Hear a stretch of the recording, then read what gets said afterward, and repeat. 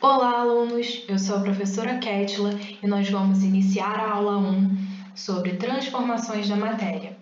É uma revisão da primeira unidade do livro de vocês. Vamos lá? O que é matéria? Nós podemos definir matéria como tudo que tem massa e ocupa lugar no espaço. A matéria, ela pode passar por transformações. E nós temos dois tipos de transformação: a química e a física. E uma transformação química, que também pode ser chamada de reação química, a composição dos materiais ou do material, ela é alterada, ou seja, se formam novas substâncias. No slide anterior, nós observamos uma pessoa misturando ingredientes para fazer a massa de um pão. E aqui, nesse slide, nós já temos aí o pão assado. Ou seja, ele passou por uma reação química e se formaram novas substâncias.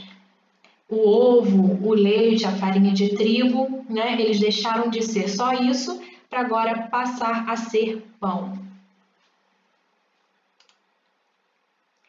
Já na transformação física, não há alteração nos componentes iniciais, ou seja, não há formação de nova ou novas substância ou substâncias, Um exemplo disso é a água. Nós podemos ver esse gelo derretendo.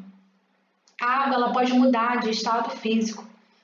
Ela pode passar para o estado gasoso, ela pode estar no estado líquido, no estado sólido, mas ela nunca vai mudar a sua composição. Ela sempre vai ser H2O.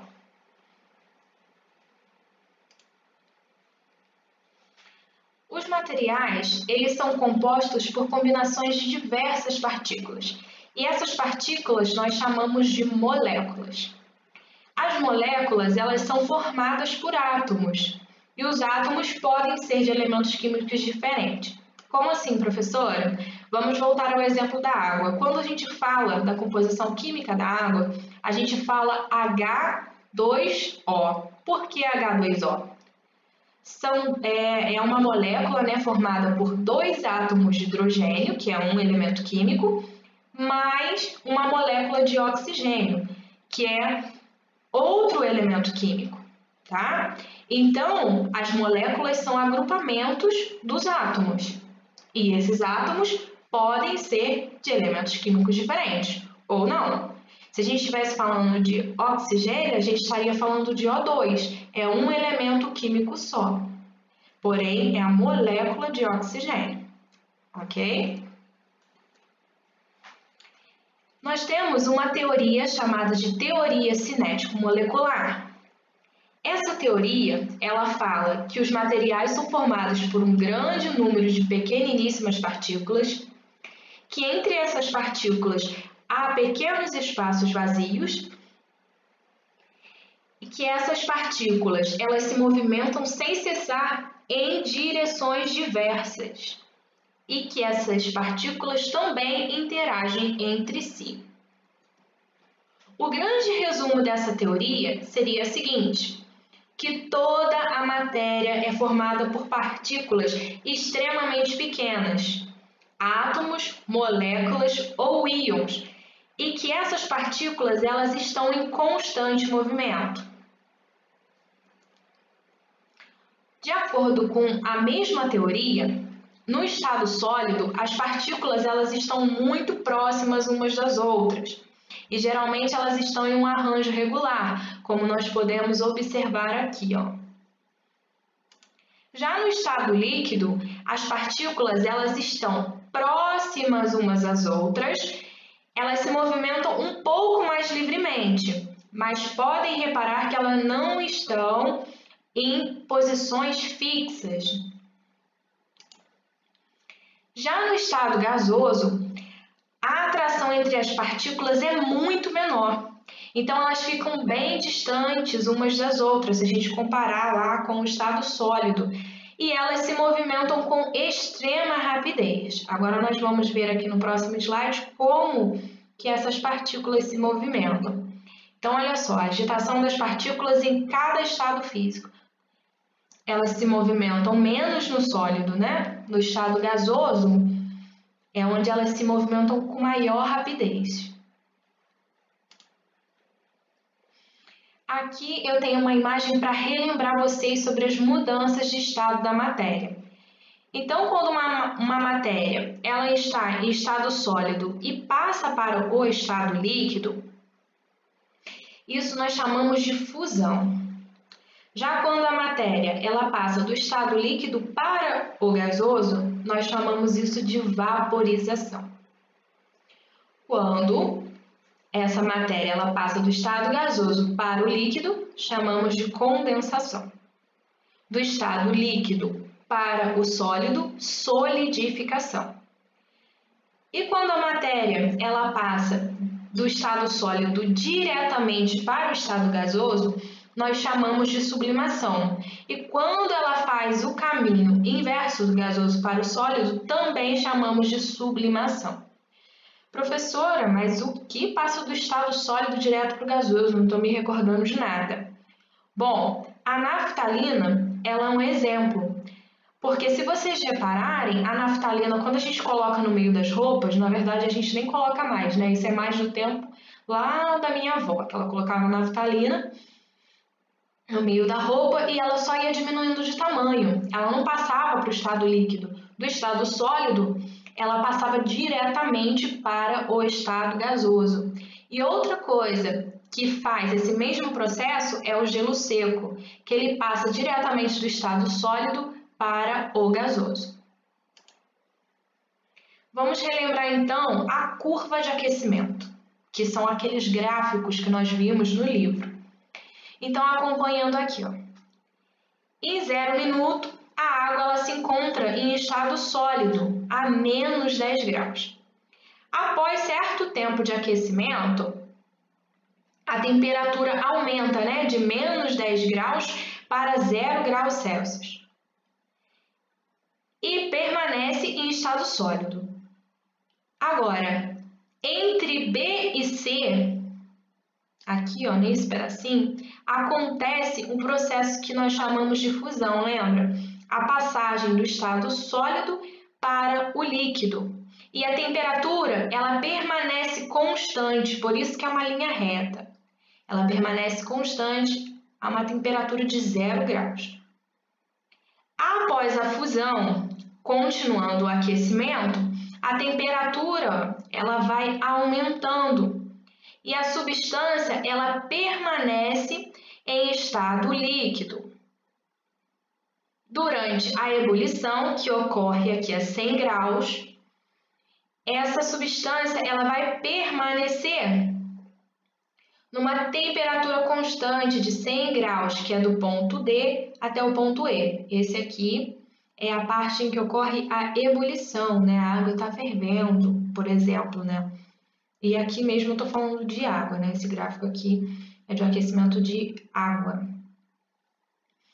E após a ebulição, ao continuar o aquecimento dessa substância, a temperatura vai aumentando. Então, essa substância passará ao estado gasoso. Lembrando a vocês, uma substância que entra em ebulição a 100 graus Celsius é a água, tá? A água pura, ou seja, a água destilada, né? Quando a gente fala de água pura, a gente está falando de água destilada, é só H2O mesmo, não contém micro-organismo, não contém mais nada, sais minerais nem nada. Ela vai entrar em ebulição a 100 graus Celsius.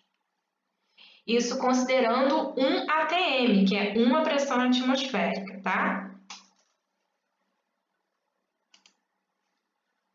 Ainda falando sobre as curvas de aquecimento, esse primeiro gráfico aqui, ele mostra a mudança de estado de uma substância, uma única substância. Poderíamos até estar falando sobre a água, como eu disse para vocês anteriormente. Reparem que aqui, olha, no ponto de fusão e no ponto de ebulição, a temperatura ela se mantém constante durante todo esse processo aqui, ó. Fusão e ebulição, marcado em vermelho. Agora, no gráfico aqui ao lado, já é um gráfico de mudança de estado de uma mistura. Professor, o que é uma mistura? É um sistema que ele é composto por mais de uma substância.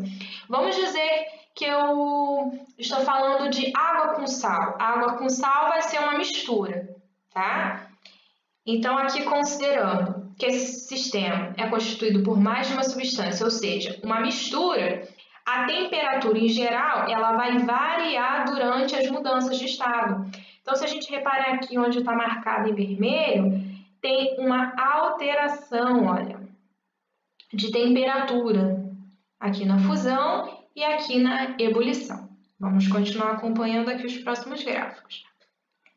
Quando nós falamos de mistura eutética, nós estamos falando de uma mistura que ela se comporta como uma substância pura durante o processo de fusão, que aqui ó, está marcado em vermelho. Então, aqui a temperatura dela se mantém constante como uma substância pura. Só que quando a gente olha aqui em cima, ó, acompanhando a seta do mouse, quando a gente olha aqui em cima, a temperatura ela sofre uma variação no período em que ela entra em ebulição, tá? Então, misturas eutéticas são aquelas que se comportam como uma substância pura durante o processo de fusão, aqui embaixo marcado em vermelho. Agora, nós vamos ver que tem outro tipo de mistura. As misturas azeotrópicas. O que é isso, professora? São aquelas que elas se comportam como uma substância pura durante o processo de ebulição. Então, observe aqui em cima, ó.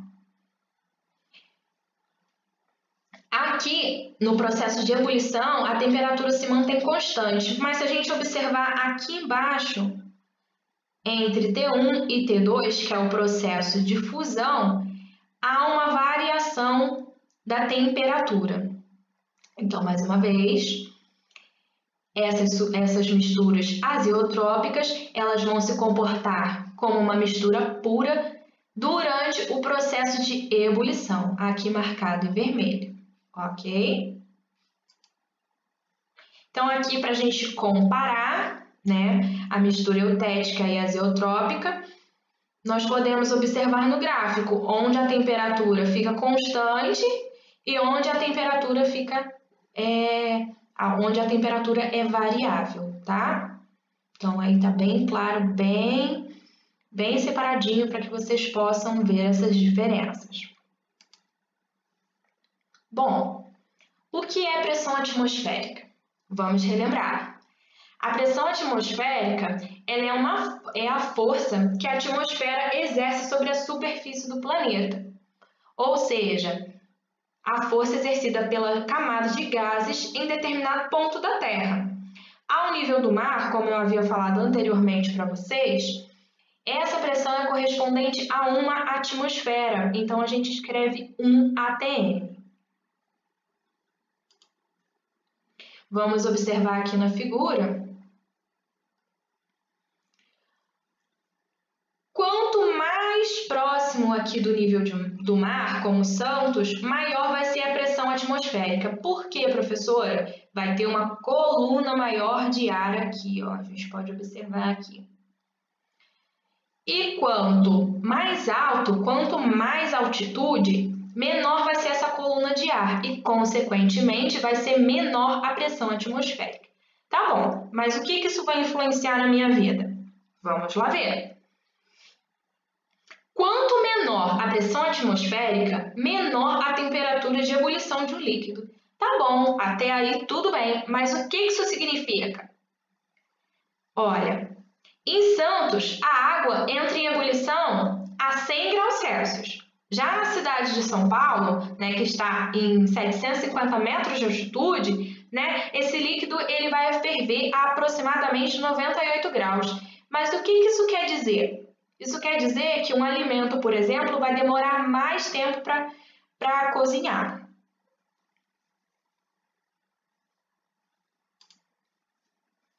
Por que a panela de pressão ela acelera o cozimento dos alimentos?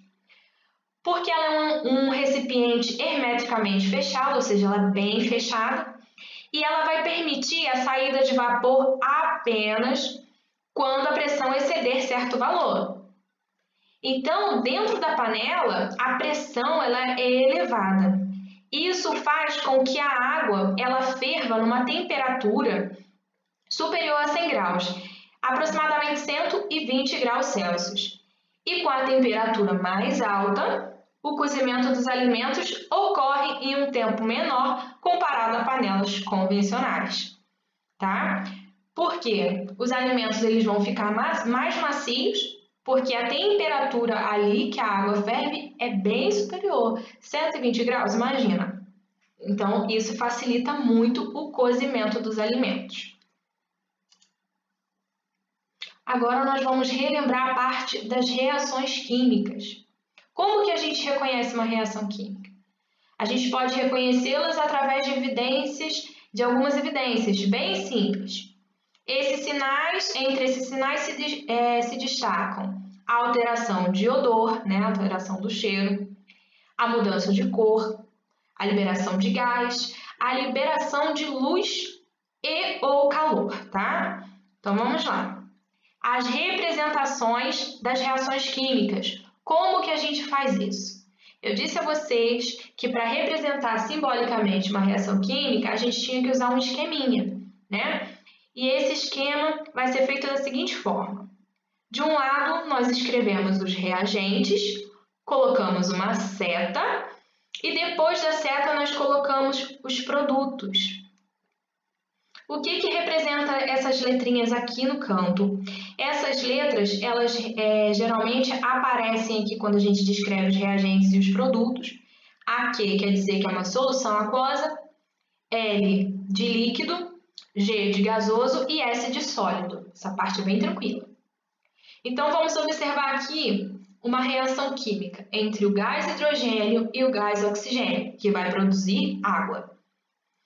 Então, deste lado da seta, coloquei aqui os reagentes, o gás hidrogênio, coloquei entre parênteses aqui um G, porque ele está em estado gasoso, mais o outro reagente, que é o gás oxigênio, também em estado gasoso, vai ser igual ao produto, que é a água, H2O. Isso aqui é um L entre parênteses para representar que está em estado líquido, ok? Então, é dessa forma que nós escrevemos, né, simbolicamente, representamos simbolicamente, uma reação química. Prestem bem atenção, não podem esquecer da seta. A seta seria a mesma coisa que um igual, mas a gente tem que usar a seta, ok? Lavoisier. Lavoisier tinha uma frase bem famosa que a gente usa até hoje. Na natureza nada se cria, nada se perde, tudo se transforma. Ele foi um químico extremamente importante, porque ele contribuiu para diversos estudos. Então, temos uma lei de Lavoisier, que é chamada de conservação da massa, ou apenas lei de Lavoisier. Então, como explicar essa frase de Lavoisier? Na natureza nada se cria, nada se perde, tudo se transforma. Bom, como nós estávamos estudando as reações químicas, fica fácil responder isso. Porque durante as reações químicas, não há ganho nem perda de massa. O que ocorre? Só uma transformação das substâncias. As substâncias iniciais, que são os reagentes, que vão formar produtos. Ou seja, toda essa massa ela vai ser apenas transformada. Então, a gente não vai perder nada e a gente nem vai criar nada. Apenas transformar através das reações químicas. Bem bacana, né? Então, vamos lá. A soma das massas das substâncias dos reagentes é igual à soma das massas do produto da reação. Como assim, professora? Olha, o sistema inicial vai ser igual ao sistema final. Ou seja, a mesma massa que a gente tinha aqui, ó, de hidrogênio e oxigênio, vai ser a mesma massa que a gente vai ter de água, tá? A soma, né? A soma das massas das substâncias aqui no sistema inicial, a soma da massa dos reagentes vai ter que ser igual à massa dos produtos, tá? Então, vamos ver alguns exemplos mais à frente. Bom, mas de que serve essa lei de Lavoisier? Para que isso vai servir aí na minha vida? Com base na lei da conservação de massas, a gente vai conseguir prever a quantidade de produtos que vão ser formados, assim como a gente também vai poder prever a quantidade de produtos que vão ser necessários para uma reação. Então, se eu quiser que uma reação aconteça de forma completa, eu vou precisar ter a quantidade exata de reagentes, assim como vocês disseram para mim que uma vez vocês foram fazer sabão ecológico e não deu certo. Mas por que não deu certo? Não usaram a quantidade adequada de cada reagente. Então, como ele não reagiu completamente, não formou o produto que vocês queriam que fosse formado, né? Tem que usar tudo certinho. Se tiver em excesso também, vamos supor, você tem um reagente certinho, você tem 10 gramas, tá? Mas talvez você precisasse de 20 gramas de outro para reagir completamente e aí formar o produto que você quer. Se você coloca um em excesso, ele não vai reagir completamente, vai atrapalhar todo o experimento, tá? Então, a reação, nesse caso, ela vai acontecer em um sistema fechado e isso foi comprovado por Lavoisier e a esposa dele, através de experimentos. Então, eles fizeram vários experimentos para poder comprovar isso aí, tá? Porque na ciência é tudo baseado em comprovação, observação de fatos, comprovação, levantamento de dados, né? Formulação de hipóteses, tudo isso. Então, vamos ao exemplo 1. Ao reagir completamente em um sistema fechado, 1,12 gramas de ferro com 0,64 gramas de enxofre, faltou aqui o G de gramas, pessoal, me perdoem. A massa de sulfeto de ferro obtida é... Então, nós vamos calcular isso aí. Como que a gente vai fazer? O primeiro passo tem que fazer, para que vocês não se confundam, é escrever, então, fazer a representação dessa reação química. O ferro mais enxofre igual a sulfeto de ferro. E agora nós vamos colocar os valores. Então, vamos colocar aí, ó. Ele disse que 1,12 gramas de ferro vai reagir com 0,64 gramas de enxofre. A massa que será obtida vai ser... O que nós temos que fazer aqui? Essa massa aqui inicial, né, dos reagentes tem que ser igual aqui na massa de produtos. Então, basta somar. É bem simples. Então, ó, de acordo com a lei de Lavoisier, em um sistema fechado, o sistema inicial tem que ser igual ao sistema final. Então, 1,12 gramas mais 0,64 igual a x. Somei, x vai ser igual a 1,76 gramas de sulfeto de ferro. Então, é bem simples, tá? Então, na maioria das vezes vai faltar uma informação. E a gente sabendo que o sistema inicial tem que ser igual ao sistema final, basta fazer os cálculos mais simples do mundo para vocês conseguirem achar o resultado. Vamos para o exemplo 2. Quando 96 gramas de ozônio se transformam completamente, a massa de oxigênio comum produzida é igual a... Então, caso vocês queiram, pausem o vídeo e tentem fazer essa questão. Bom, vamos para a resolução. Primeiro passo, escrever a reação química que está acontecendo. Então, aí no caso, o ozônio igual a oxigênio, né? O produto aqui, aqui o reagente, aqui o produto. Logo, pela lei de Lavoisier, 96 gramas é igual a X. Então, dessa forma, Então, dessa forma, nós vamos ter 96 gramas também de oxigênio, porque o sistema inicial tem que ser igual ao sistema final, pessoal. Proust. Quem foi Proust? Proust, ele viveu simultaneamente no mesmo período em que Lavoisier. E ele também criou uma lei, né? Ele também foi muito importante, mas a lei de Proust, ela é completamente dependente da lei de Lavoisier, tá? Não tem como nós fazermos cálculos de Proust sem utilizar a lei da conservação das massas de Lavoisier. Vamos lá. Ele escreveu a lei sobre a proporção entre as massas. O que é isso? Numa dada reação, a proporção em massa das substâncias que reagem e que são produzidas é fixa, constante e invariável, independentemente da sua origem ou modo de preparação. Professora, ainda não entendi direito o que isso significa. Calma aí, vamos devagar que todos vão entender.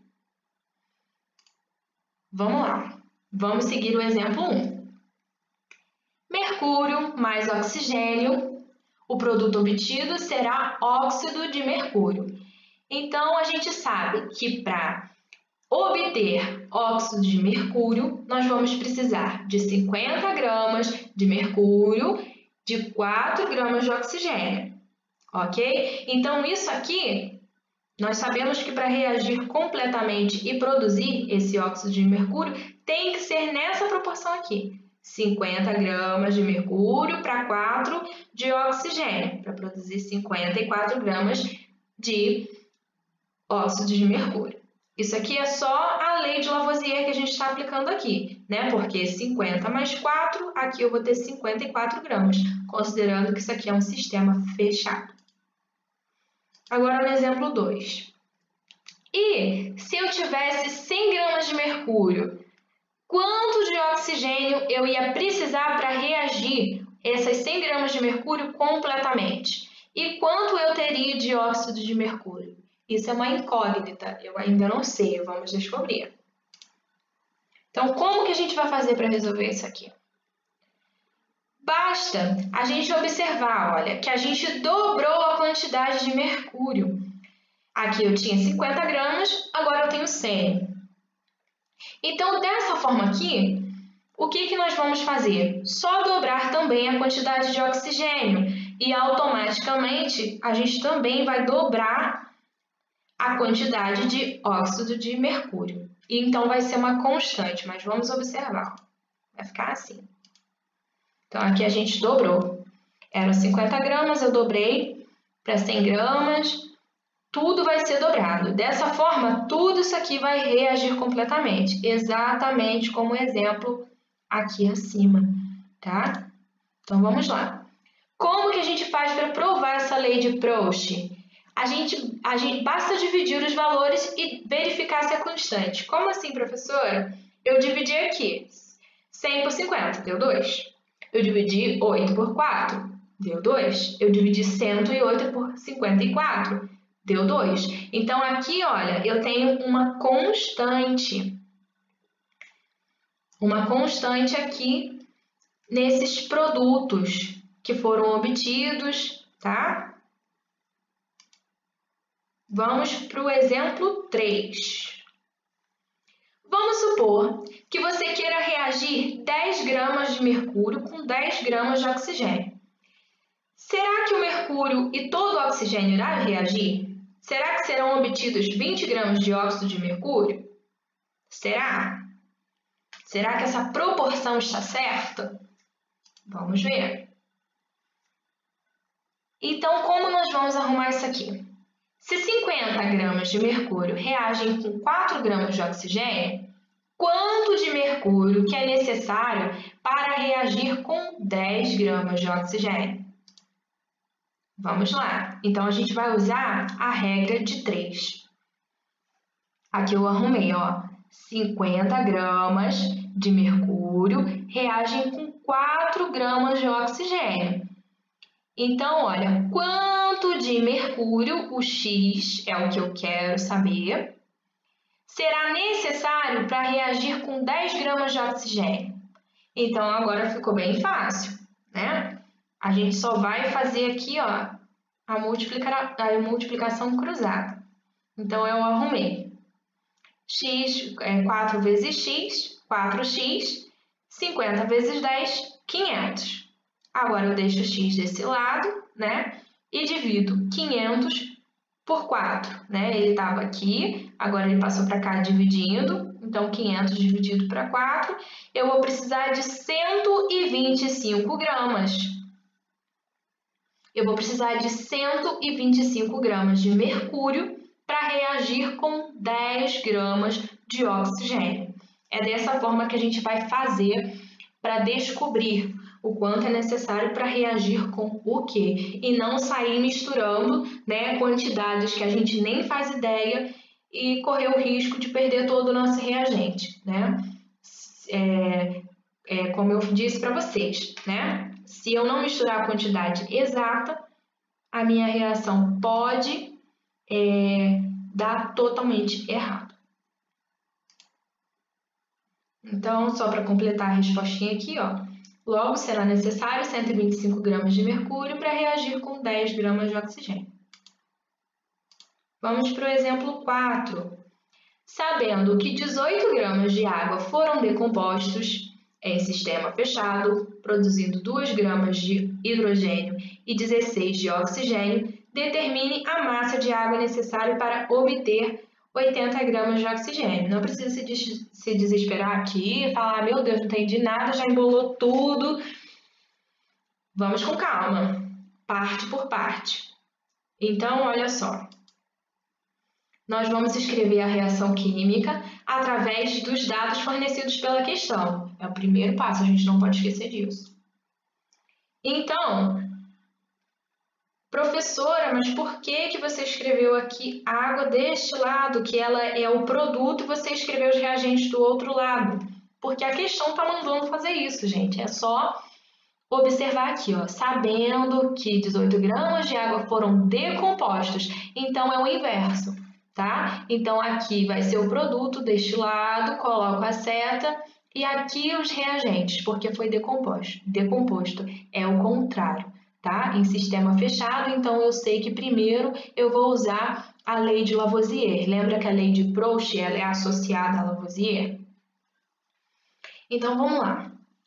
Primeiro eu escrevi aqui a minha reação química, toda bonitinha. Agora eu coloquei os valores embaixo para não me perder. Então ele falou que eu tenho 18 gramas de água, eu coloquei aqui 18 gramas de água.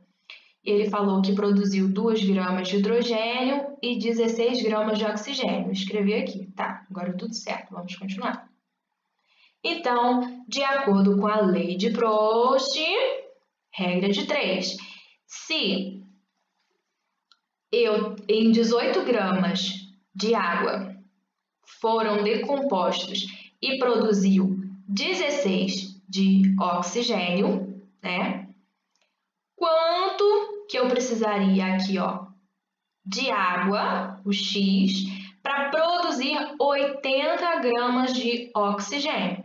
Agora é só multiplicar cruzado de novo, gente. 16x igual a 18 vezes 80, que vai ser 1440.